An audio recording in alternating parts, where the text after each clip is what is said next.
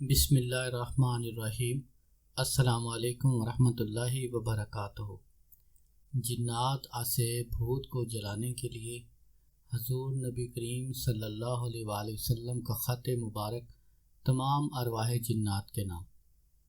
یہ خط نبی کریم صلی اللہ علیہ وآلہ وسلم سے منسوب ہے کہ اگر کسی کے گھر میں جنات اس کو تنگ کرتے ہوں، اس کے گھر والوں کو دورے پڑتے ہوں، کسی ایک شخص کو یا گھر میں پتھر آتے ہوں، اینٹیں آتی ہوں، گھر میں خون کے چھینٹے آتے ہوں، گھر سے کوئی چیزیں چوری ہوتی ہوں، ہر وقت لڑائی جھگڑا رہتا ہو، گھر کے اوپر جنات نے قبضہ کر لیا ہو، تو ان سب کے لیے یہ عمل بہت زبردست ہے۔ اس عمل کی طاقت اور برکت سے گھر کے اندر جو موجود جنات ہیں وہ تمام کے تمام جل جائیں گے، بلکہ یہاں تک بھی سنا گیا ہے کہ اس گھر کے علاوہ اس محلے میں، اس کے پڑوس میں بھی جنات نہیں رہتے۔ یہ میرا ذاتی تجربے میں ہے۔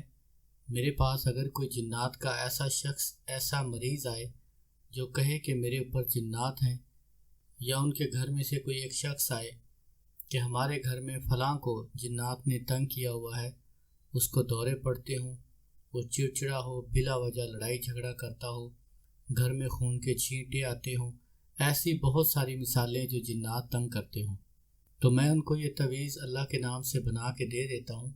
تو الحمدللہ جیسے ہی وہ اس تعویذ کو گلے میں پہنتے ہیں اور ایک تعویذ تکیے کے نیچے رکھتے ہیں، تو دوبارہ ان کو جنات کبھی بھی تنگ نہیں کرتے۔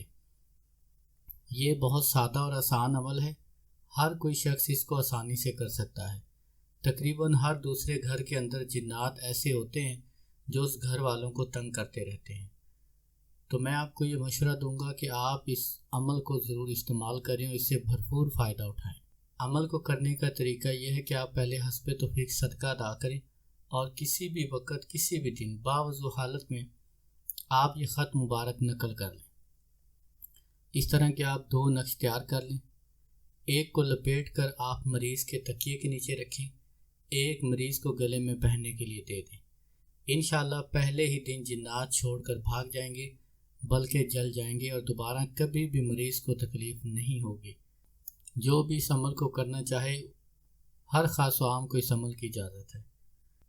اگر کوئی بات سمجھ نہ آئے تو آپ کامنٹ کر کے پوچھ سکتے ہیں۔ السلام علیکم ورحمۃ اللہ وبرکاتہ۔